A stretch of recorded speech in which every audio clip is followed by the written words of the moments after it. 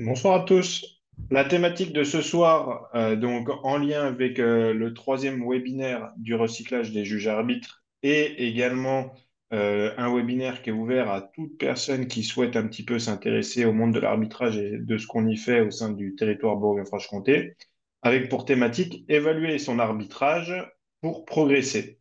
Donc, on va voir comment, au fur et à mesure de notre parcours d'arbitre, que ce soit quand on est jeune arbitre ou quand on est arbitre adulte, on est en capacité, que ce soit en présence ou non d'un accompagnateur, de s'évaluer pour progresser au fur et à mesure des rencontres sur lesquelles on officie. Donc, concrètement, on va essayer de répondre à cette question. Alors, c'est très ambitieux. On va essayer surtout de se donner des pistes pour y répondre ce soir.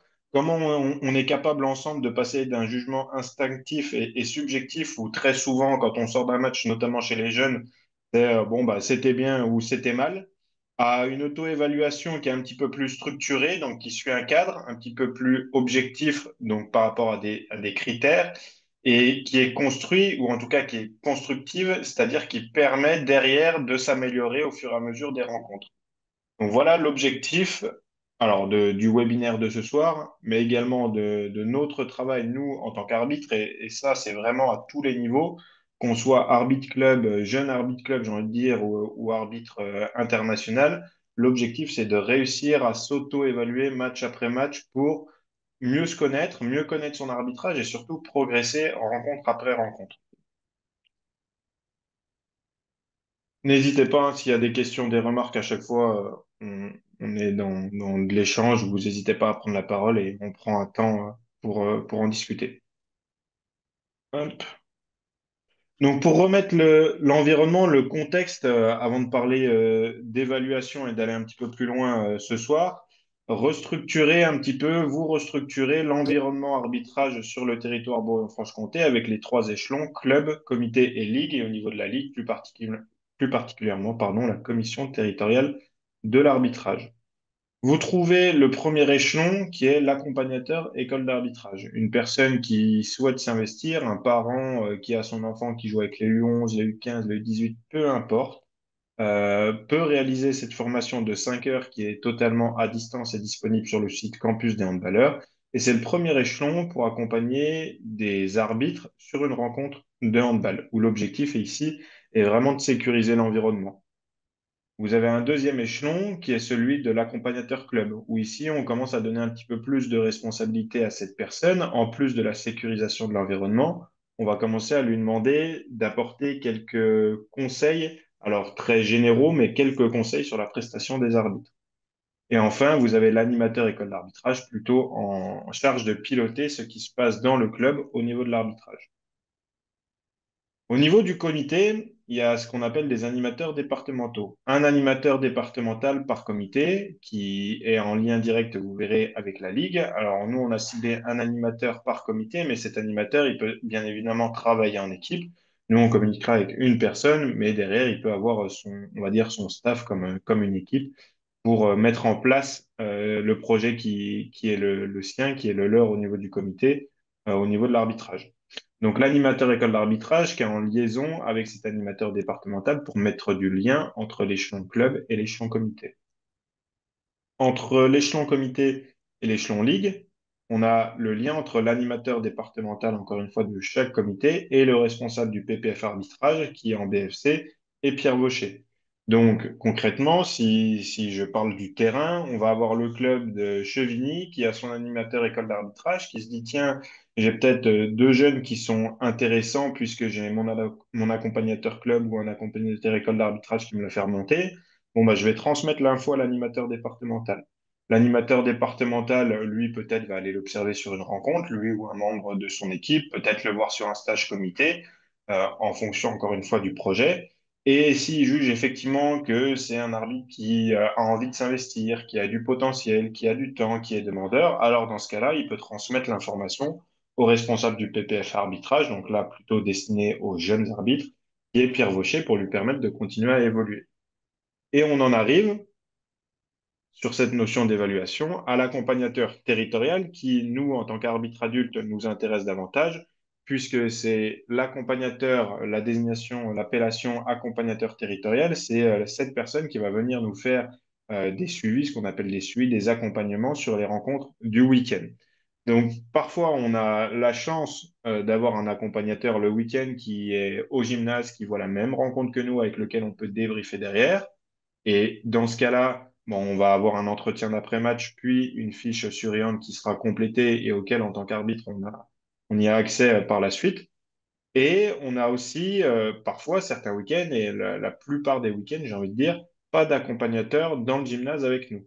Et donc c'est là où la notion d'auto-évaluation, pardon, la capacité à s'évaluer après une rencontre en étant seul, devient importante pour ne pas tomber dans, bon, bah, s'il n'y a pas d'accompagnateur, c'est pas grave, de toute façon, je bosserai quand il sera là, puis on verra bien ce qu'il me dit, si j'ai progressé ou pas. L'idée, c'est de sortir de ce schéma-là de je vois si j'ai progressé que quand il y a un accompagnateur à je vois si j'ai progressé à chaque match sur lequel j'ai dû prendre le sifflet. Ça, cette première slide, c'était un petit peu pour vous remettre, recontextualiser l'environnement d'un point de vue accompagnement des jeunes et des moins jeunes arbitres sur le territoire Bourgogne-Franche-Comté. Pour aller un petit peu plus loin sur les accompagnateurs territoriaux en Bourgogne-Franche-Comté, on a une équipe de 39 accompagnateurs répartis sur tout le territoire qui, depuis septembre 2024, donc là je parle pour la saison qui est en cours, ont déjà réalisé 233 accompagnements. Donc ça, vous voyez à travers ces chiffres que ça demande un effort, ça demande de la disponibilité, ça demande du temps, et tout ce temps, il est mis au service du développement des compétences des arbitres. Alors, c'est très bien sur 233 rencontres où l'accompagnateur a été présent, c'est très bien. Il y a pu y avoir un entretien après la rencontre et une fiche complétée dans Yaml. Maintenant, qu'est-ce qu'on fait des centaines et peut-être des milliers, je n'ai pas de chiffre exact, autres rencontres où on n'a pas d'accompagnateur? Est-ce qu'on laisse tomber, on fait le match et puis dès le coup de sifflet final, on le remet dans le sac et on verra bien la prochaine fois? Ou est-ce qu'on cherche à construire son auto-évaluation, sa propre analyse de sa prestation pour essayer de s'améliorer sur les fois suivantes? Est-ce que par rapport déjà à la contextualisation, à l'environnement, sur les accompagnements, certains veulent réagir, ont des questions? Les accompagnateurs écoles d'arbitrage et les accompagnateurs club, effectivement, eux, on va dire, leur champ d'action, c'est plutôt dans le club, sur les matchs club. Alors, on n'utilisera pas la fiche qu'on connaît tous sur Yand et sur laquelle on va revenir tout à l'heure, mais effectivement, les fiches d'accompagnement, il y en a deux qu'on peut retrouver sur le site de la Ligue. Alors, plutôt en termes de, il me semble, il y en a une, c'est avec des étoiles ou des nuages, quelque chose comme ça, Ouais, c'est ça. un peu plus ludique, et l'autre qui est un peu plus spécifique à remplir. Ça, c'est une bonne base pour travailler avec les jeunes arbitres au niveau de l'école d'arbitre. Là, j'ai fait exprès, vu le public que nous sommes ce soir, de pas me focaliser sur les jeunes arbitres, mais plutôt de m'étendre sur la partie adulte et sur le côté performance au niveau de la région. Donc, on va enchaîner. Donc, sur la partie d'évaluation, avant de rentrer dans du concret, de l'évaluation au niveau de l'arbitrage au handball, qui est quelque chose d'ultra spécifique, déjà se remettre d'accord ensemble sur la notion d'évaluation. Et pour ça, j'ai été chercher une définition qui n'a rien à voir avec le handball, où on redéfinit l'évaluation comme une démarche qui conduit à formuler un jugement sur une action. Donc, déjà, à travers la partie jaune surlignée, formuler un jugement sur une action, c'est comme quand on arbitre, il faut prendre une décision, il faut trancher. À un moment donné, il faudra émettre un jugement. Ce jugement, il peut être qualitatif, donc plutôt là sur des critères subjectifs, ou quantitatif avec des critères qui peuvent être mesurables. Ça peut être sur la valeur d'un processus, d'une situation, d'une organisation, en comparant les caractéristiques pardon, observables à des normes établies à partir de critères et d'indicateurs explicites, donc déjà connus avant de s'engager sur l'évaluation, il faut les connaître, ces critères, en vue de fournir des données utiles à la prise de décision dans la poursuite d'un but ou d'un objectif. Ici, pour nous, ce soir, ça sera d'être davantage performant sur la prochaine rencontre sur laquelle je vais être désigné. Donc, sur la notion, le principe de l'évaluation, on peut utiliser deux types de jugements, qualitatif, quantitatif. On y reviendra au fur et à mesure de notre visio de ce soir. Et il faut comparer ce que j'ai réalisé par rapport à ce qui est attendu. Et donc là encore, on va y revenir pour les connaître, ces critères qui peuvent être attendus, qui doivent être explicites. Et surtout se questionner sur bah, pourquoi je suis en train de m'auto-évaluer. Alors, de manière générale, c'est pour poursuivre un but ou un objectif. Ici, pour nous, ça serait plutôt d'être plus performant sur la prochaine rencontre sur laquelle je vais être désigné et encore plus de saison en saison, si on prend une échelle, une temporalité un petit peu plus longue. Donc, j'ai retenu au niveau de l'évaluation, trois types d'évaluation sur lesquels on peut se baser, qui peuvent avoir du sens dans notre activité d'arbitre. La première, l'évaluation diagnostique. La seconde, l'évaluation formatrice. Et la troisième, l'évaluation sommative. L'évaluation diagnostique, c'est cette évaluation. Alors, à chaque fois, vous retrouvez à l'écran des définitions, on va dire, très classiques de ce qu'est chaque évaluation. J'essaye de la contextualiser par rapport à notre activité d'arbitre. L'évaluation diagnostique peut être quel est notre niveau de compétence en tant qu'arbitre sur le début de la saison, avant de débuter la saison. On peut prendre cette temporalité. Au mois d'août, au mois de septembre, qu'est-ce que je pense savoir faire? Qu'est-ce que je pense savoir maîtriser? Qu'est-ce que je dois encore apprendre à maîtriser? Quel élément sur lequel je dois me concentrer cette saison? Je fais un diagnostic de là où j'en suis à un instant précis pour voir jusqu'où je peux aller. L'évaluation formatrice, celle qui, au niveau de l'arbitrage, ici, aura plutôt lieu de match en match. Euh, Quand on parle d'élèves, elle a lieu pendant la séquence. Ça permet surtout à l'apprenant, donc ici, à l'arbitre adulte, de repérer ses erreurs et donc de les corriger pour la fois d'après.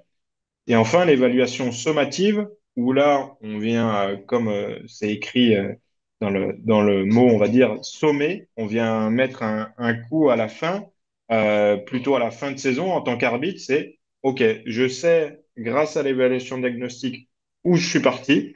Je sais au fur et à mesure de la saison, grâce aux évaluations formatrices, où est-ce que j'ai pu développer des compétences, où est-ce que j'ai pu avoir quelques lacunes. Maintenant, la saison, elle est terminée.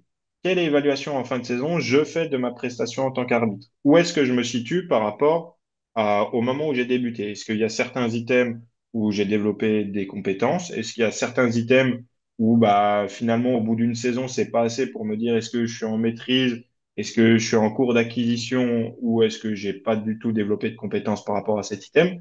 Ça nous permet d'avoir, on va dire, une finalité dans la saison par rapport à notre prestation d'arbitre. Et ça, on peut le remettre en place de saison en saison, à chaque fois, pour aller chercher davantage de compétences en fonction des items sur lesquels on va venir travailler.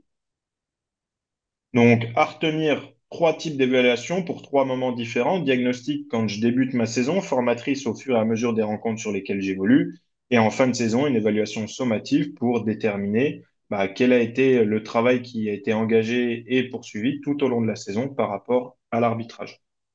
Alors, pour évaluer votre action, voilà. On parlait tout à l'heure sur la première slide, quand on parlait de l'évaluation de manière générale, on parlait de critères qui devaient être explicites et surtout connus avant de s'auto-évaluer. Connaître le référentiel finalement, quel est le référentiel de compétences, donc quelles sont les compétences sur lesquelles je vais devoir travailler, sur lesquelles je vais devoir m'axer pour développer mes qualités en tant qu'arbitre et surtout mes compétences en tant qu'arbitre. Quelles sont ces compétences pour que je sois en capacité de me mesurer moi personnellement par rapport au référentiel pour savoir où j'en suis. Et donc les critères, si je reprends la première slide avec la définition de l'évaluation où on cherchait à avoir des critères et des indicateurs explicites, eh ben, au niveau de notre arbitrage en Bourgogne-Franche-Comté, ils sont fournis dans le référentiel des compétences. C'est ce référentiel qui va nous permettre d'avoir la base de ce que je vais chercher à développer match après match, saison après saison dans mon activité d'arbitre. Et donc, ce référentiel, je vais l'utiliser certes sur l'évaluation diagnostique en début de saison, donc pour faire le point, OK, au mois de septembre, prends le référentiel, on est au mois de septembre, la saison n'a pas commencé. Où est-ce que je pense me situer par rapport à ce référentiel? Même chose, en fin de saison, où est-ce que je pense me situer toujours par rapport à ce référentiel? Et je peux venir comparer entre l'évaluation diagnostique et l'évaluation sommative sur est-ce qu'il y a eu comment dire, un développement des compétences sur certains items. Est-ce qu'il y a d'autres items sur lesquels j'ai pas spécialement mis l'accent dans ma saison? Est-ce qu'il y a d'autres items où bah, je sens que je suis encore moyennement à l'aise, je sais pas, sur le côté des sanctions, par exemple. Et comme ça, je viens mesurer mon activité d'arbitre qui a eu lieu tout au long de la saison. Est-ce que déjà sur les trois types d'évaluation qu'on peut remettre dans un contexte handball, est-ce que certains veulent réagir, apporter des précisions peut-être, faire part de... Donc ici, vous retrouvez à l'écran et vous retrouverez dans le document qui vous sera partagé. Donc le document que je vais vous partager, c'est celui que je suis en train de dérouler. Vous voyez, en haut à droite, vous pourrez accéder au référentiel de compétences. Donc déjà, dans un premier temps, les référentiels des compétences GAJT3, GAJT2 et GAJT1. Et là, ce que vous allez voir à l'écran, ce qui va s'afficher, c'est une ébauche de référentiel qu'on pourrait utiliser pour l'arbitrage adulte, référentiel qui, de manière formalisée, n'existe pas encore, n'est pas disponible en tout cas sur le site internet de la Ligue, mais vous pourrez vous faire une idée de ce qui est attendu au travers du référentiel que je vous présente à l'instant à l'écran de manière très synthétique sans rentrer dans de l'ultra détail. Donc, c'est ce référentiel qui reprend les items protection du jeu, protection du joueur et savoir-être. C'est ce référentiel qui, certes, sur les rencontres avec des accompagnateurs, on va prendre en compte ce référentiel et on va venir établir une évaluation, un accompagnement par rapport à ces critères. Mais là, on est sur un autre type d'évaluation puisque je suis à la table de marque ou dans la tribune et je suis en train de juger une prestation sur le terrain. Là, ce soir, l'évaluation, elle est plutôt euh, par moi et pour moi, sur mon auto-évaluation, comment à travers les critères qui sont inscrits là devant vos yeux à l'écran, comment je suis capable de me situer derrière. Donc vous retrouvez protection du jeu où on est sur les fautes d'attaquant, les repérer et les analyser. La notion d'avantage, continuité du jeu, toujours dans cette notion de continuité du jeu, quand est-ce que je lève ou pas le jeu passif, et la notion d'occasion manifeste de but pour la protection du jeu, protection du joueur, la notion de cadrage de match, l'échelle des sanctions dans laquelle je peux naviguer en tant qu'arbitre et l'utilisation de la sanction différée. Et enfin, tout à droite de votre écran, le troisième item qui est celui du savoir-être, où ici on cherche à développer et à utiliser une gestuelle compréhensible, moduler son coup de sifflet et il manque le T bien évidemment, se placer et se déplacer pour mieux voir le jeu et donc mieux siffler. Si on a la chance d'arbitrer en binôme, comment je suis capable, comment je développe des compétences pour mieux communiquer au sein de mon binôme au service de la performance toujours.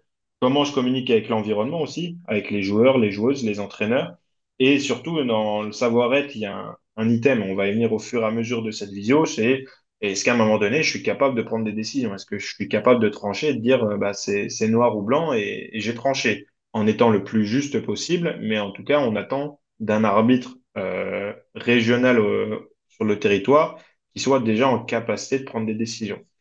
Et en bas, j'ai pour protection du jeu, protection du joueur et savoir-être, je vous ai mis le mot cohérence, puisque on cherchera évidemment à être le plus juste de manière réglementaire pour respecter le jeu du handball, mais on cherchera aussi à travers toutes nos rencontres, à travers tous nos arbitrages, à adopter des décisions qui soient les plus cohérentes possibles entre la première et la dernière seconde du jeu.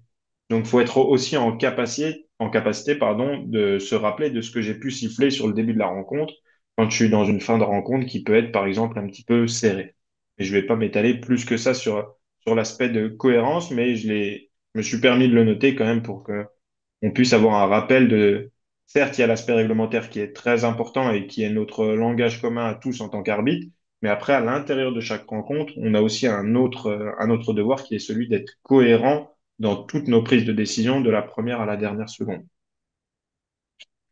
Donc, si je reprends la thématique qui est celle de l'évaluation, on a nos critères qui sont affichés à l'écran, qui sont indiqués dans le référentiel de compétences. Même travail qui peut être réalisé avec les jeunes arbitres, avec les référentiels qui sont disponibles sur le site de la Ligue et que vous pouvez retrouver en cliquant en haut à droite lorsque vous aurez reçu le PowerPoint. Est-ce que, avant d'aller plus loin, peut-être sur le référentiel, est-ce que certains veulent réagir? Alors, c'est un référentiel hein, qui est pour l'instant très généraliste. On a trois échelons d'arbitres au niveau territorial, JA T3, T2 et T1. Donc, bien évidemment, on cherchera davantage la performance au niveau T1, même si au niveau T3, on cherche à avoir une base qui est quand même déjà solide. Mais effectivement, vous pouvez pas retrouver sur une slide de manière détaillée toutes les compétences exactes qui sont recherchées dans l'activité d'un arbitre sur le territoire Bourgogne-Franche-Comté. Mais est-ce qu'il y a peut-être des réactions? On a parlé tout à l'heure des évaluations diagnostiques sommatives, début de saison, fin de saison. Où est-ce que je me situe par rapport au référentiel qui s'est affiché? Est-ce que en début de saison, est-ce que, par exemple, protection du jeu, je suis en début de saison, je m'évalue de manière diagnostique sur le jeu passif. Bon, bah, je trouve que là, c'est un ressenti, c'est peut-être subjectif, mais je lève pas énormément le bras, ou alors j'ai peut-être aussi un déficit au niveau de la connaissance de la règle, j'ai du mal à compter, ou en tout cas, je sens que je suis pas en totale maîtrise de cette notion du jeu passif. Là, c'est sur mon évaluation diagnostique. Mon job, au mois de septembre, c'est de me dire, OK, au mois de juin, j'ai envie d'arriver sur cette notion de protection du jeu, et plus particulièrement du jeu passif, en maîtrisant la règle, donc en connaissant la règle et en étant capable de la mettre en œuvre quand je suis sur le terrain. Et je vais être capable d'adopter un petit peu de cohérence dans le timing où je lève le geste 17, celui de la prévention du jeu passif. Ça peut être mes objectifs de travail pour la saison.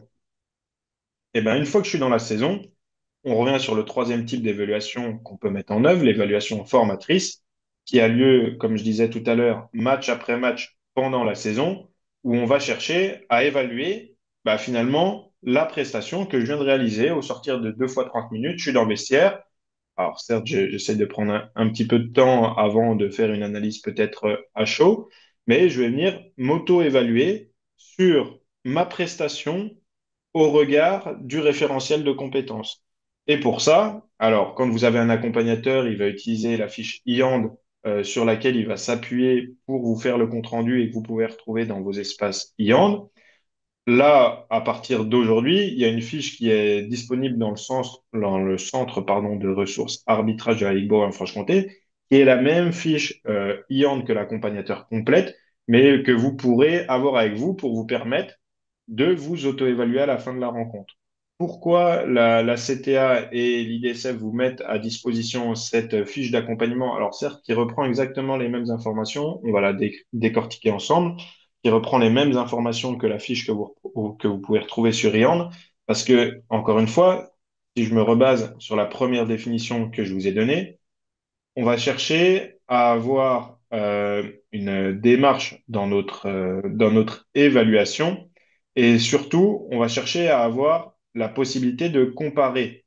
Donc la comparaison, elle va être possible que si à chaque fois je reprends les mêmes, euh, les mêmes critères d'évaluation. Donc la fiche d'auto-évaluation, elle va nous permettre de nous assurer que je parle bien des mêmes critères de match en match. Et donc je vais pouvoir me comparer de match en match. Elle va aussi pouvoir, si je reprends notre problématique au tout début de notre visio, elle va aussi nous permettre d'avoir une auto-évaluation qui est structurée.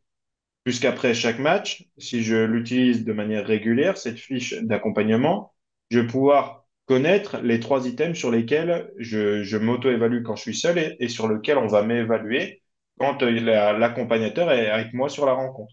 Et donc, à partir d'un cadre structuré, à partir de certains critères qui vont être plus objectifs, et en tout cas des critères qui vont être connus en amont grâce au référentiel, je vais pouvoir avoir une auto-évaluation qui est un petit peu plus constructive, c'est-à-dire qui va me permettre d'aller chercher un niveau de performance qui sera supérieur de match en match, qui va me permettre de me développer moi personnellement et qui va me permettre de développer des compétences en tant qu'arbitre.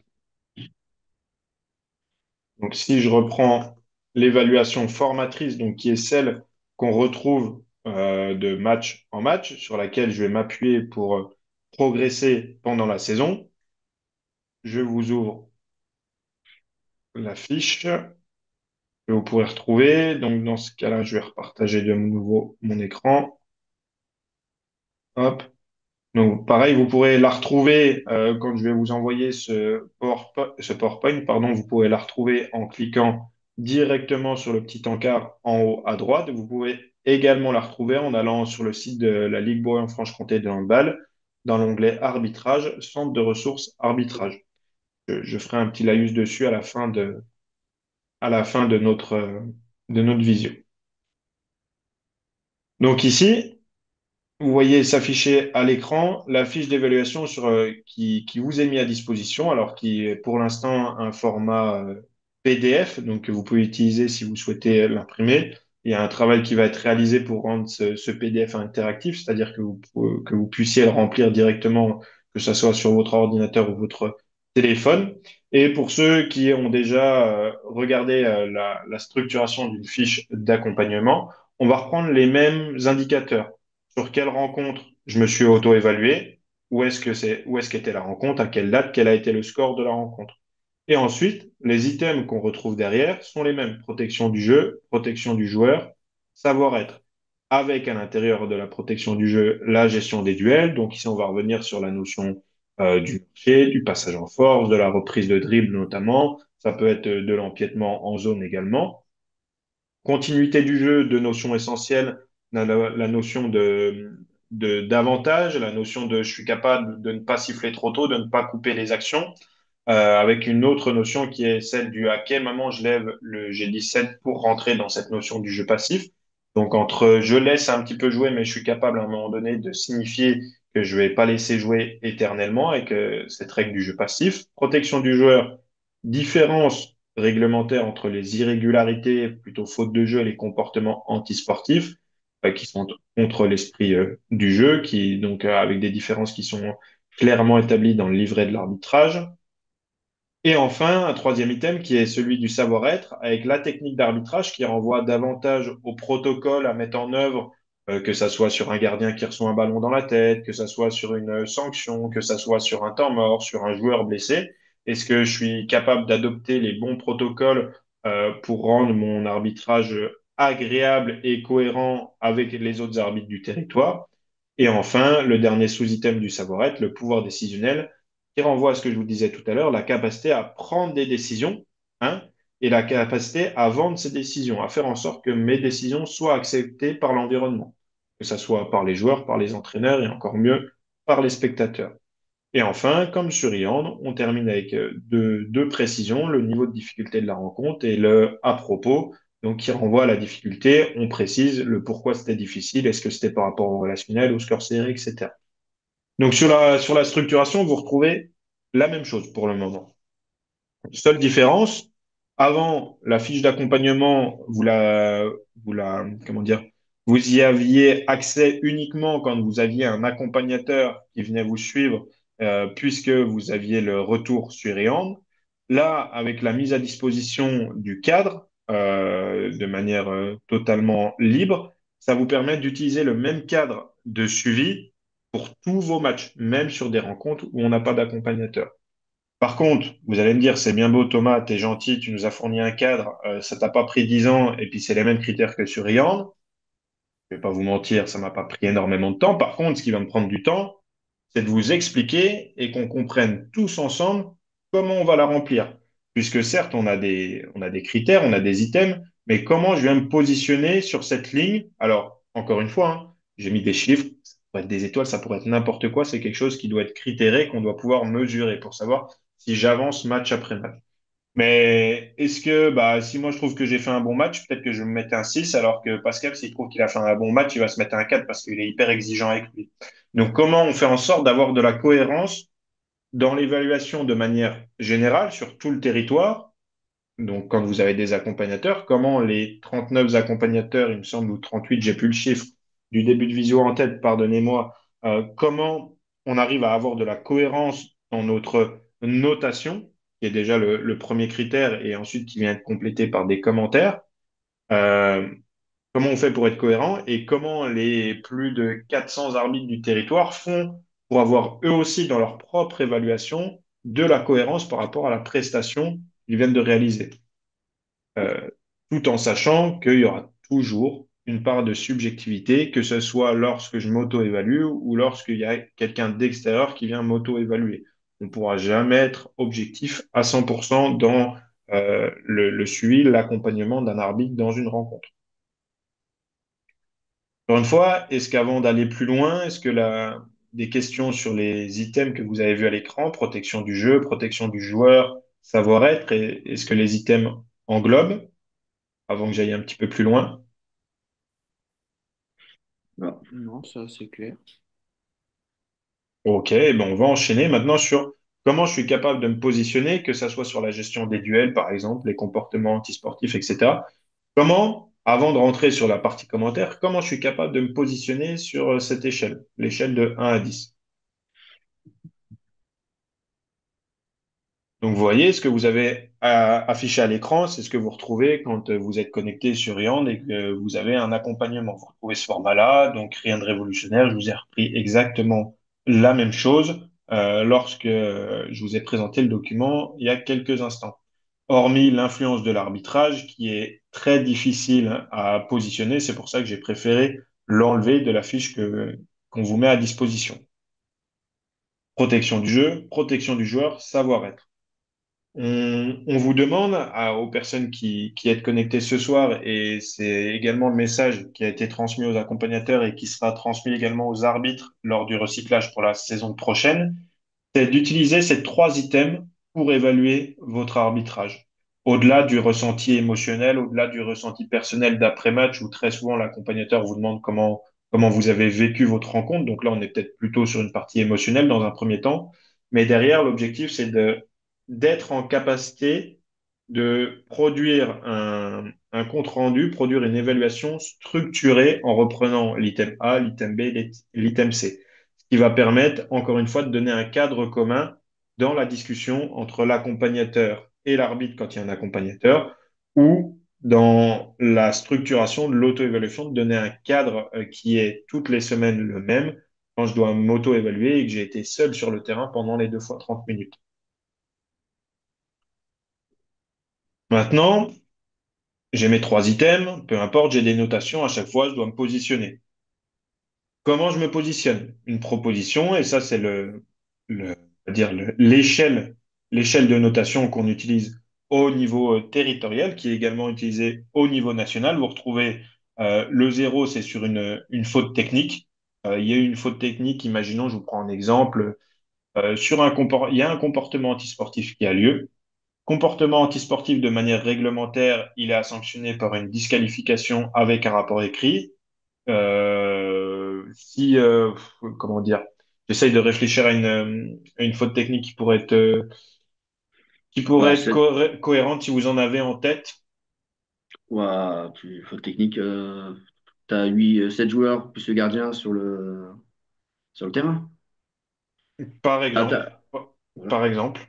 Alors effectivement, j'ai pas de faute technique comme ça qui m'est venu en tête. C'est peut-être plutôt bon signe. Euh, mais en tout cas, si vous détectez dans votre auto-évaluation une faute technique, bon, déjà, je vais vous demander, première chose, c'est essayer de vous en rendre compte pendant le match pour justement jamais cocher le zéro et jamais vous auto-attribuer un zéro qui voudrait dire, OK, je sais que j'ai fait une faute technique, mais par contre, je l'ai pas corrigé pendant la rencontre. Donc normalement, quand je m'auto-évalue, j'essaye de ne jamais aller sur cette case du zéro. Un, deux ou trois. Pour vous donner un ordre d'idée, c'est bon, bah, j'ai pas été au niveau du match. Peut-être que bah, le niveau de la rencontre, elle a été trop élevé par rapport au niveau d'arbitrage que j'ai actuellement à l'instant T. Je m'interroge sur ce que j'ai fait. Je suis pas du tout satisfait. J'ai fait une erreur ou quelques erreurs sur le marché en première mi-temps, mais j'en ai fait encore plus en deuxième mi-temps. Bon, bah là, je vais me situer sur le un, 2 ou 3. Et à l'intérieur, je vais pouvoir naviguer avec les critères que vous retrouvez sur la droite du tableau. 4 ou 5, le niveau requis n'est pas atteint. Alors, ouais, j'ai plutôt pris des décisions. J'ai une base de travail, on va dire. J'ai une base de travail. Je sors de ma rencontre, je me dis, OK, j'ai fait le minimum, mais je peux aller voir plus haut. Il me manque quelques connaissances peut-être réglementaires, il me manque quelques rencontres à siffler pour prendre un petit peu plus d'expérience, mais je sens, j'ai une base où je me suis pas dit, oh, heureusement que c'est fini, heureusement que la rencontre elle est finie parce que là, j'en pouvais plus. Ça, on est plutôt sur le un, 2 ou 3. Sur le 4 ou 5, c'est OK, la rencontre, elle est finie. Bon, j'ai senti qu'il fallait peut-être pas que ça dure une demi-heure de plus parce que bah, ça m'a demandé beaucoup d'énergie, beaucoup de réflexion par rapport au niveau que j'ai actuellement. Mais je sais qu'avec un petit peu plus d'entraînement, je peux aller voir ce qui se passe au-dessus. Là, on est sur le 4 ou le 5. 6, 7, 8. Bon, bah, le travail, il est fait. Je vais arbitrer mon match d'honneur du samedi soir. Je ressors du match, je me dis, OK, bon, c'est Sans ni plus ni moins. J'ai fait ce qu'on attend d'un arbitre territorial sur une rencontre honneur, mais j'ai pas fait plus. J'ai pas cherché à faire plus. Et à l'intérieur, vous allez naviguer 6, 7, 8, 6. Bon, bah, j'ai vraiment fait le strict minimum. 8. Ah, j'ai fait le minimum. Il y a peut-être un axe, par exemple, si je reprends la continuité du jeu. Allez, j'ai fait le minimum sur tous les items. Mais bon, allez, je me suis quand même un petit peu forcé sur le jeu passif à le lever avec un timing cohérent pendant toute la rencontre. Allez, je peux m'accorder un 7, voire un 8.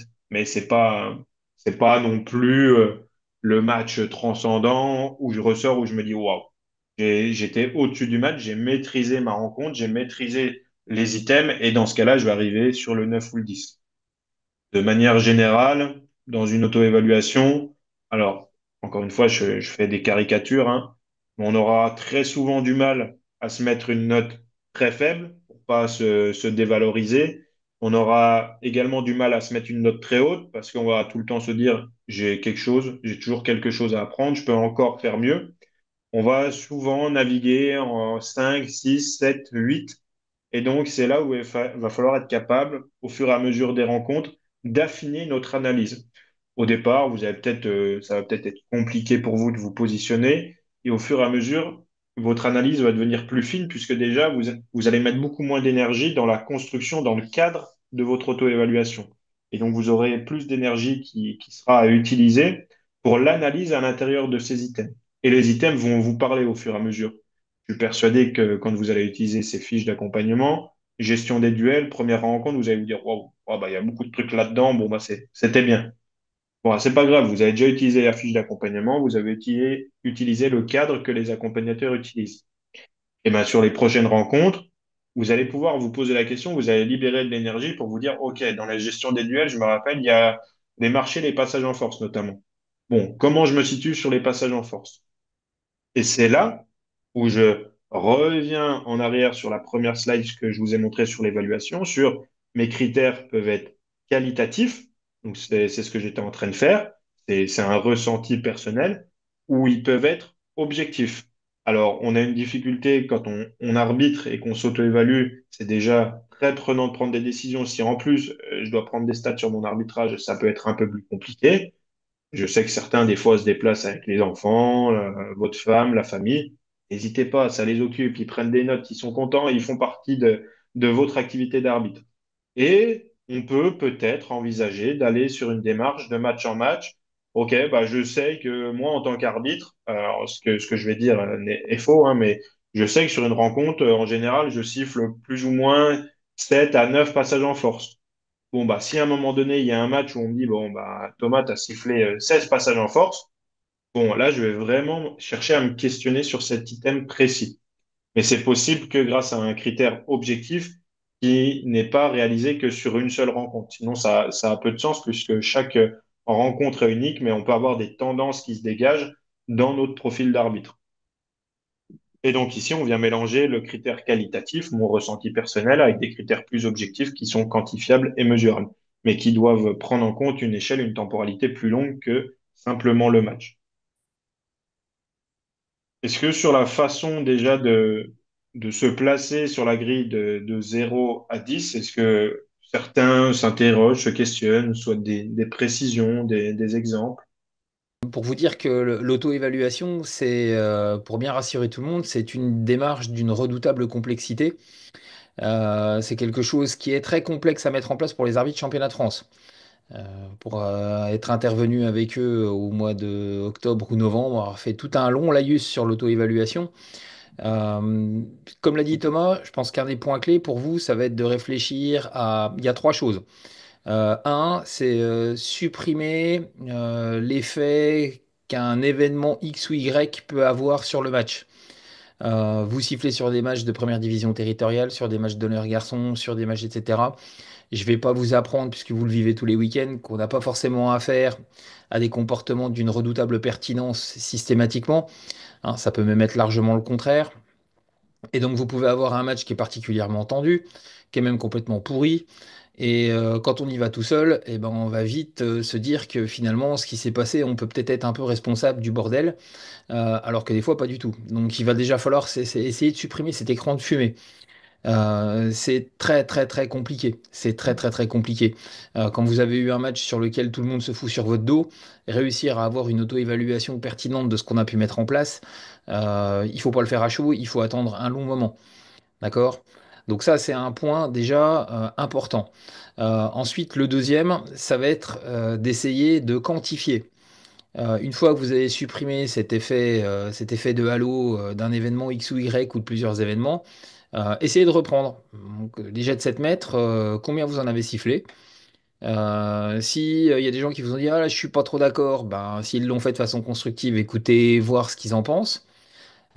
Essayez de voir s'ils maîtrisent les critères.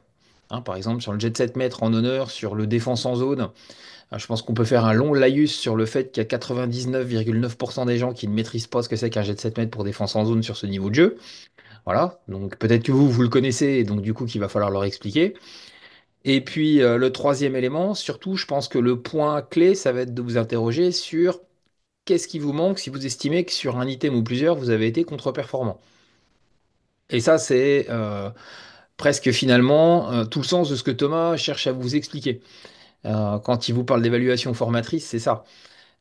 Si vous estimez qu'à un moment donné, ben, sur les sanctions personnelles, vous avez tout planté parce que à la fin, vous savez plus quel critère choisir et vous savez plus quels sont les éléments qui vous permettent de mettre un 2 minutes ou pas, ben, peut-être que là, va falloir prendre du recul, nous contacter et puis dire, bon, bah voilà, je suis un peu perdu sur ce truc-là. Est-ce que vous pouvez reprendre? Je vous donne un autre item sur lequel, dans les accompagnements qu'on peut déployer, on voit souvent une difficulté. Ça va être le passage en force.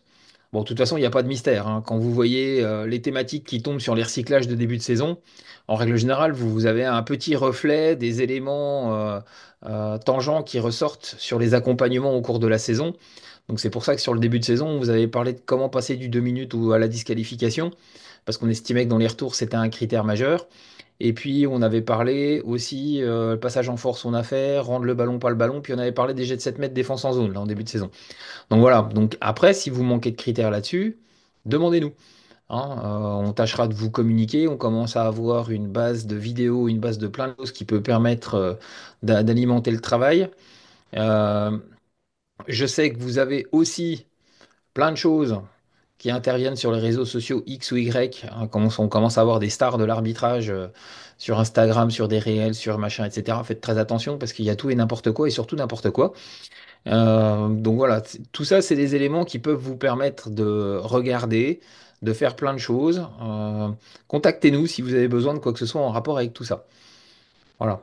Et puis si vous avez des doléances concernant les accompagnements, parce que c'est quelque chose qui a été évoqué au début par Thomas, juste pour vous rappeler que on est bien d'accord, Samuel, et qu'il faut que la personne puisse être ouverte à la discussion. Alors, donc effectivement, on a 39 accompagnateurs territoriaux.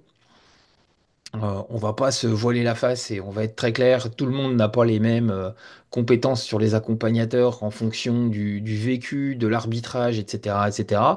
Je vais pas vous cacher que si vous tombez sur un Thomas ou sur un Pierre Vaucher qui sont arbitres au niveau élite, bah, ils ont forcément des critères qui sont beaucoup plus acérés que d'autres. On a d'autres accompagnateurs qui sont très sur certains items.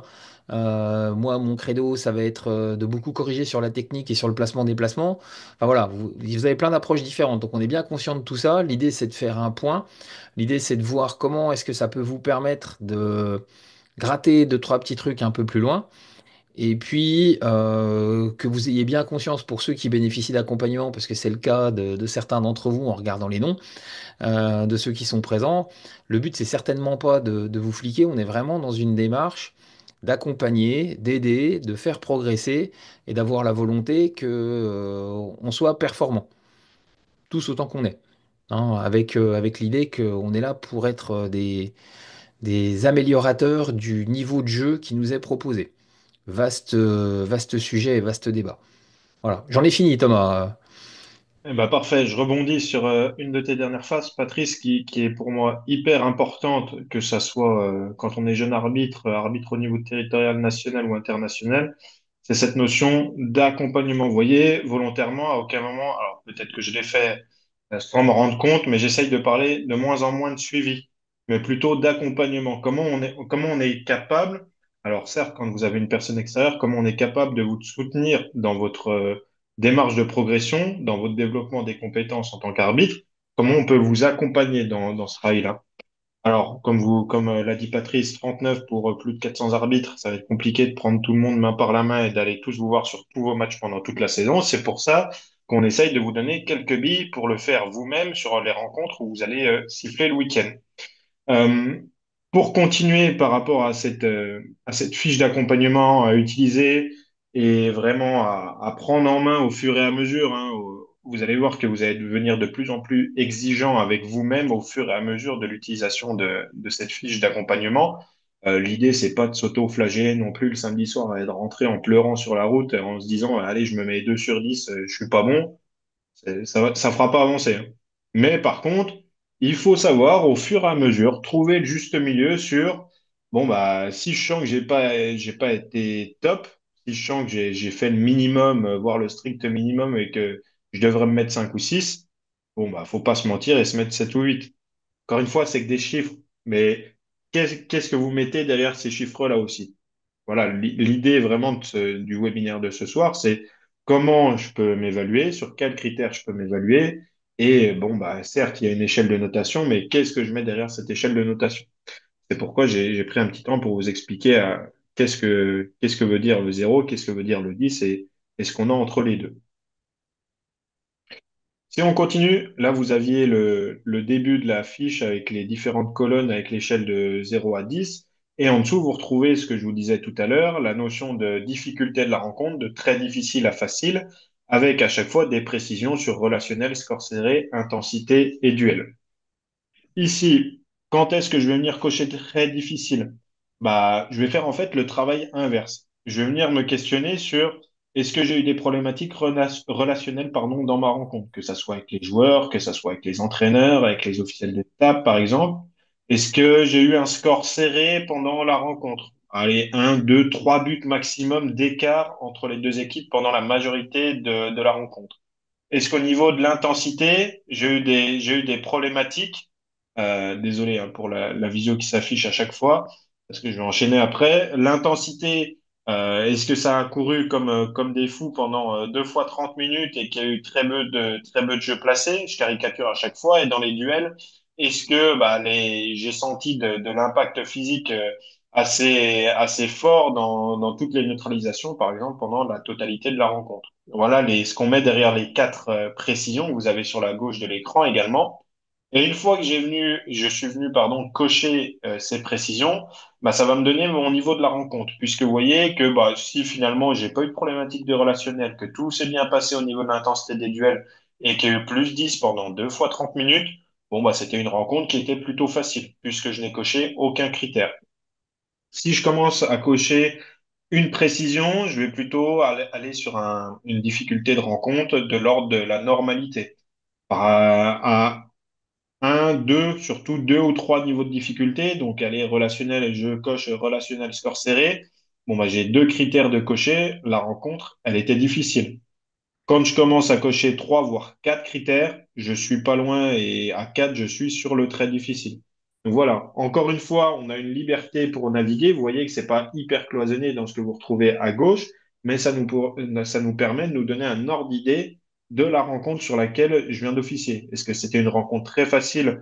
Puisque bah en fait, ça s'est super bien passé. J'ai pu discuter avec tout le monde pendant la rencontre, expliquer mes décisions. Il y a eu plus 10 à partir de la 5e minute, donc j'étais tranquille au niveau du score.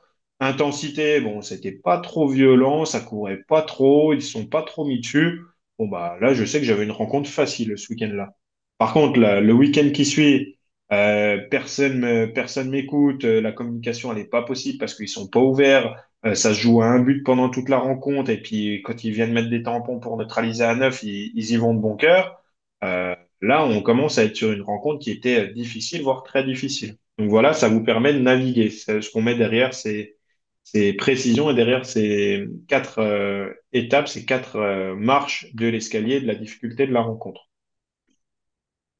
Donc voilà comment on construit d'une part la notation de 0 à 10 sur les trois premiers items protection du jeu, protection du joueur, savoir-être, qui sont déclinés avec deux sous-items à chaque fois, et les précisions sur la difficulté de la rencontre avec les critères à venir cocher par la suite. Donc encore une fois, vous retrouvez exactement la même chose sur la fiche d'accompagnement, d'accord, à la fin avec la difficulté de la rencontre à propos de, donc là c'est les précisions relationnelles, score serré, intensité, duel. Au-delà de la notation, qui est une première étape pour s'évaluer, d'avoir un critère objectif sur lequel, alors, objectif une fois que j'ai déterminé la note que je m'attribue, hein, mais qui reste subjectif dans mon arbitrage, dans ce que j'ai proposé sur le terrain. Donc, il y aura toujours une part de subjectivité, comme on le disait tout à l'heure. Mais j'ai choisi aller le 5 sur 10 pour ma rencontre 1. Bon, bah, ma rencontre 2, je refais le même travail et je vais pouvoir m'attribuer à 4, 5, 6, peu importe. Et ce qui va me permettre de match en match, de voir s'il y a une évolution sur ces items.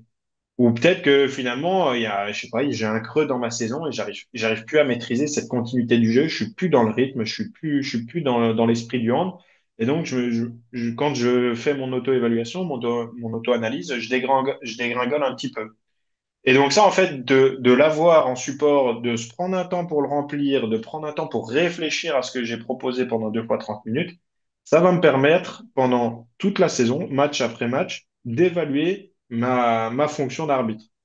Et quand je vais prendre un peu plus de recul, revenir à l'échelle de la saison, ça va me permettre de comparer où est-ce que j'étais au mois de septembre, où est-ce que j'en suis au mois de juin. Et qu'est-ce que j'ai traversé pour arriver à l'arbitre que je suis au mois de juin. Et ça me permet d'avoir une trace sur mon activité en tant qu'arbitre pendant les 8, 9 mois de la saison de handball. Voilà grossièrement ce que le message en 1 heure que je souhaitais vous faire passer au travers de l'évaluation, au travers surtout de l'auto-évaluation, qui, encore une fois, comme le disait Patrice, c'est un travail qui est compliqué, qui est complexe, qui prend du temps, qui demande parfois à se remettre en question, donc à sortir de sa zone de confort. Donc on n'a pas tous la même facilité à se mettre en danger dans la perception de nous-mêmes. Donc c'est quelque chose qui va être propre à chacun. Mais d'un point de vue personnel, je peux que vous engager, enfin vous amener à vous engager dans cette démarche d'auto-évaluation qui va vous permettre de ne pas rester sur des acquis match après match et de vous remettre en question sans cesse et donc de vous ouvrir la porte au développement de vos compétences en tant qu'arbitre. Et là, si je reprends la casquette davantage salarié de la Ligue sur l'arbitrage, utiliser cette fiche d'accompagnement nous permettra au fur et à mesure d'avoir un discours entre les arbitres et les accompagnateurs, c'est le premier point, et aussi entre arbitres, qui sera déjà commun dans le cadre, dans la façon de structurer notre retour, et qui sera de plus en plus commun sur l'échelle de sanction, pardon, oui, des formations, sur l'échelle de notation que je vais venir utiliser à l'intérieur de ces items. Et si on est un petit peu optimiste, peut-être que dans quelques années, un arbitre qui sortira de son match le samedi soir à Beaune, par exemple, il sera en capacité de tout de suite avoir le réflexe de prendre cette fiche et de s'auto-évaluer et de se dire, OK, bon, bah, je verrai la semaine prochaine, je vais peut-être la relire avant mon prochain match, avant d'y aller, voir ce que je vais travailler aujourd'hui sur cette rencontre, tout en faisant le taf également sur le terrain. Et puis à la fin de la saison, je me ferai un petit bilan moi personnellement, pour moi, pas pour faire plaisir à tel accompagnateur, pas pour faire plaisir à la CTA, mais pour me rendre compte, moi, de la progression que j'ai eue pendant toute la saison. C'est là l'enjeu aussi de l'évaluation, c'est de se rendre compte qu'on évolue au fur et à mesure des rencontres. Donc voilà, je vais pas m'étendre plus loin sur cette notion d'auto-évaluation. On prend un temps, on a exprès un temps pour échanger, revenir sur certains points. On a Patrice qui est connecté aussi et qui réalise des accompagnements au niveau territorial, mais aussi au niveau national. Donc vous pouvez questionner sur des précisions, peut-être sur les critères qui sont évalués. Et si on n'a pas de questions par rapport à la thématique de ce soir, je vous présenterai quelques nouveautés que la CTA met en place depuis quelques jours, peut-être quelques semaines pour certaines, pour vous les présenter, qu'on puisse communiquer dessus tous ensemble au niveau du handball. Deuxième question, est-ce que cette fiche, elle peut être destinée à des JAJ qui ont 18-20 ans? Après, moi, je devrais vous laisser, c'est que, en fait, cette fiche, on peut mettre des quantités de choses dessus. Sur la première partie, là, sur A1, gestion des duels, vous pouvez mettre les marchés, les passages en force, les reprises de dribble, les jets de 7 mètres, le duel au pivot. Donc, il faut piocher, si vous décidez de l'utiliser avec des JAJ, comme pour vous d'ailleurs en auto-évaluation, les points qui vous semblent les plus saillants. C'est-à-dire que si sur une rencontre, vous avez eu, pour vous, le point clé, c'est les jets de 7 mètres, ça sert à rien de vous poser 50 000 questions sur est-ce qu'on a bien vu ci, est-ce qu'on a bien vu ça, est-ce qu'on a bien traité ça. Si l'entrée, c'est le jet de 7 mètres et que vous n'êtes pas sûr des critères, ou que vous vous interrogez sur ce que vous avez sifflé, ben, reprenez justement les critères que vous maîtrisez dessus et analysez par rapport à ça pour voir quels sont les modes opératoires qui peuvent vous permettre d'améliorer. Donc sur les JAJ, c'est le même topo. Moi, j'aurais tendance à vous dire finalement, c'est une grille qu'on peut utiliser partout. En fait, c'est la grille nationale qu'on a redescendue au niveau territorial. Un arbitre championnat de France, on attend A1 gestion des duels, A2 continuité, B1 irrégularité, B2 comportement. Donc après, en fonction de cette grille de lecture initiale, eh ben, on adapte aux qualités qui sont intrinsèques à un JAJ-T3, un JAJ-T1 qui va siffler du 18 France, un juge arbitre T3 qui en est à une saison puis qui fait 5 matchs par saison. Voilà. Et on lui propose des solutions par rapport à ça. L'idée, c'est pas de constater, hein, c'est vraiment de chercher la solution derrière. L'entrée est là. Voilà. Et pour compléter, Pascal, mais aussi pour les autres participants, hein, sur cette fiche, comme notre évaluation à nous en tant qu'arbitre, notre auto-évaluation, moi en tant que salarié, je vais faire l'auto-évaluation de cette fiche au fur et à mesure de vos retours, puisque là, je vous ai proposé la fiche avec le cadre, on va dire, type qu'on retrouve sur Yand. J'ai déjà quelques idées d'amélioration pour cette fiche qui sera de vous aiguiller avec des critères plus précis sur qu'est-ce que je vais mettre à l'intérieur de la gestion des duels et finalement de faire transparaître les compétences du référentiel que je vous ai affiché sur une autre slide, mais de vous les intégrer à cette fiche pour que quand vous l'ayez sous les yeux, vous puissiez vous poser des questions très concrètes et vous positionner sur bon bah le marché, voilà, est-ce que au-delà de me dire est-ce que j'ai été bon sur les marchés sur la rencontre, est-ce que j'ai eu des difficultés sur le marché? Oui, ok, j'ai eu des difficultés, mais est-ce que j'ai eu des difficultés sur le marché quand c'était sur un duel? Ou est-ce que c'était sur la prise en mouvement de la balle? Donc, est-ce que c'était sur la notion d'appui zéro ou pas d'appui zéro, par exemple? Ça peut être un critère encore plus fin, encore plus précis dans l'analyse de la gestion des duels, du marché et à l'intérieur du marché, qu'est-ce qui m'a posé problème? Et ça sera on va dire, dans une version 2, puisque cette fiche, pour moi, elle est vivante, elle pourra être modifiée, elle devra être modifiée en fonction de vos retours également et de l'utilisation que vous allez en faire. Il y a toujours une adaptation, on va dire, par rapport au niveau de jeu. Après, ce qui doit nous guider, ça reste l'aspect réglementaire d'une part pour la base. Après, c'est pour ça que je l'ai remis dans le référentiel. Ça sera à évaluer aussi ta capacité à être cohérent pendant toute la rencontre. Est-ce que, bon, bah, peut-être que en moins 18, j'ai arbitré le week-end dernier les moins 18, j'ai rendu très peu de ballons d'un côté comme de l'autre parce qu'ils sont en capacité d'accepter le fait que je ne rentre pas, même s'ils sont un petit peu touchés. Donc, il y a eu cette notion de cohérence. Par contre, je vais sur le week-end d'après, sur mon match de première division territoriale. Et bah, en fait, il y a un attendu à ce niveau-là, c'est dès que je suis touché, bon, bah, l'arbitre siffle j'ai franc. Bon, bah, est-ce que moi, en tant qu'arbitre, je l'ai fait, mais est-ce que je l'ai fait de manière cohérente des deux côtés? Alors, dans mon auto-évaluation, je vais peut-être me dire que bah, finalement, j'ai rendu beaucoup de ballons, mais que c'est parce que c'est sur un niveau de jeu où l'attendu, c'est peut-être celui-ci, mais que j'ai réussi à garder de la cohérence d'un côté comme de l'autre, ce qui fait que mon arbitrage a été accepté. Chaque fois, c'est un jeu de questionnement sur quel niveau de jeu j'ai arbitré, qu'est-ce que j'ai cherché à faire, est-ce que je l'ai fait de manière équitable entre l'équipe A et l'équipe B, puisque je te rejoins et je vous rejoins à 100%, j'arbitrerai pas de la même façon, j'arbitrerai pas avec la même exigence sur certains points que j'aille arbitrer de la première division territoriale masculine ou de la Likimoli, par exemple, si je prends les extrêmes. Oui, Ça sera le même règlement, mais il y aura des particularités, des adaptations, des choses que je vais peut-être laisser un petit peu plus faire en tant qu'arbitre. Et ça, c'est quelque chose qui est on parlait de subjectivité tout à l'heure, qui est très difficile à verbaliser en fonction des niveaux de jeu. Donc, ce qui montre bien que l'évaluation, déjà de manière générale, elle est complexe, mais quand j'alterne entre les niveaux de jeu, elle devient encore plus complexe que ce qu'elle ne l'était déjà, quoi. Depuis quelques semaines, donc vous savez, au niveau territorial, on a trois ressources salariées, alors pas à temps plein, mais on a trois ressources salariées qui ont des missions sur l'arbitrage. Pierre Vaucher, avec principalement des missions sur le PPF arbitrage, donc la détection et la formation des jeunes arbitres. Moi-même sur l'aspect formation, mais plutôt axé sur les adultes. C'est aussi pour ça qu'on est ensemble ce soir, même si je viens aider sur certaines compétitions territoriales comme les intercomités au développement des futurs arbitres de notre territoire. Et on a également Noémie Vallot qui, ici, elle a plutôt un penchant sur le développement de manière très générale de l'arbitrage. Qu'est-ce qu'on peut développer au niveau Bourgogne-Franche-Comté pour rendre service aux arbitres et à l'arbitrage de manière générale, que ce soit les écoles d'arbitrage, les arbitres adultes, la formation dans les clubs. Voilà, c'est un champ très large, mais qui a pour thématique l'arbitrage. Et pour ça, deux choses ont été créées dernièrement. La première, je vais vous la partager à l'écran tout de suite. Je me remets dessus. Hop. La première, quand vous rendez sur le site de la Ligue Bourgogne-Franche-Comté, l'onglet arbitrage, vous retrouvez ici un centre de ressources arbitrage. Donc c'est une nouveauté depuis quelques semaines. Il y avait quelques publications qui avaient été faites à ce sujet, mais je prends un temps pour le représenter ce soir puisqu'on a ce petit temps.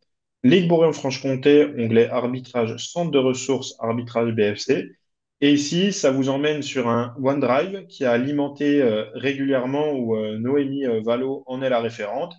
Et vous pouvez retrouver du contenu, notamment sur les fiches d'accompagnement dont on parlait tout à l'heure pour les jeunes arbitres, sur les référentiels. Ici, vous retrouvez les référentiels des jeunes arbitres également.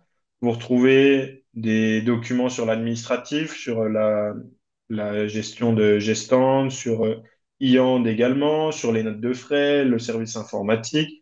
Enfin, tout un tas d'informations et vous pouvez retrouver ce que je vous ai présenté ce soir, ou en tout cas la fiche d'accompagnement que je vous ai présentée dans formation, fiche d'accompagnement, auto-évaluation.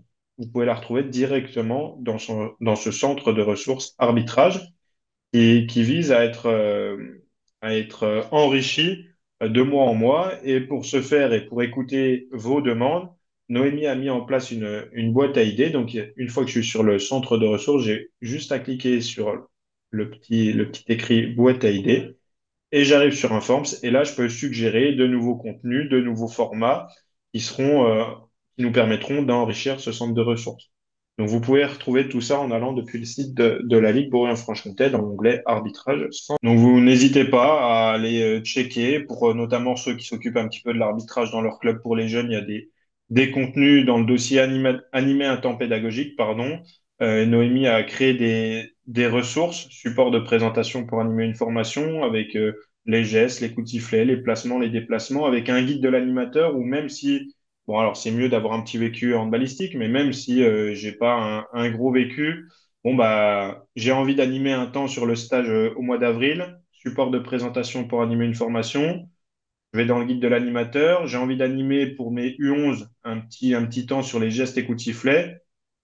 Donc ça, ce que vous voyez affiché à l'écran, c'est pour moi qui va animer le temps, où on m'explique un petit peu ce sur quoi je peux amener les jeunes à réfléchir, ce que j'attends comme réponse de leur part. Ça, c'est pour moi.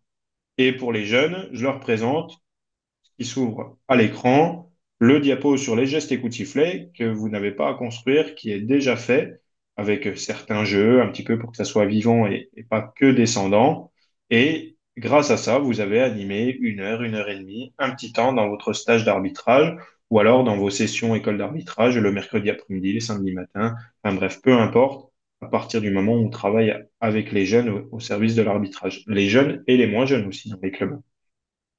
Donc, ne pas hésiter à se servir du centre de ressources qui a vocation à être enrichi en fonction de vos retours également. Donc ça, c'est le premier outil qui a été mis en place dernièrement au niveau de la Ligue Bourgogne-Franche-Comté. Un- Et pour revenir sur le dernier point dont je voulais vous parler avant de vous quitter, c'est la création depuis quelques jours désormais d'une page liée à l'arbitrage du handball en Bourgogne-Franche-Comté. Et je vous la partage tout de suite, que vous pouvez retrouver sur Facebook, mais également sur sur une page Instagram. Hop. Donc, qui s'appelle Arbitrage de la Ligue Bourgogne-Franche-Comté de handball. Et cette page, elle a vocation à transmettre toutes les informations qui touchent de près ou de loin, pardon, avec l'arbitrage. Alors, vous voyez, pour vous donner l'exemple précis du webinaire de ce soir, vu que le webinaire a lieu dans le cadre d'une formation et que les formations sont gérées par l'IDSF, c'est l'IDSF qui a réalisé un post, mais on le repartage à travers la page arbitrage pour que toute personne qui aime la page, que ça soit sur Facebook ou sur Instagram, puisse avoir l'information et puisse se connecter pour suivre la visio. Donc, je ne peux que vous inviter à suivre cette page pour suivre toutes les informations, que ça soit de la formation, des résultats de nos arbitres territoriaux, nationaux, internationaux, l'avis des clubs également. Quand vous mettez en place des stages d'arbitrage, n'hésitez pas à nous vous envoyer des infos ou alors à nous mentionner dans vos posts sur les différents réseaux sociaux pour qu'on repartage. L'idée, c'est de faire vivre toute l'activité autour de l'arbitrage sur le territoire. Donc ça, c'est encore un nouvel outil au service de la promotion de l'arbitrage sur notre territoire. Donc n'hésitez pas à l'enrichir, à aller le suivre pour nous permettre de diffuser davantage d'informations au niveau de l'arbitrage sur le territoire Bourgogne-Franche-Comté.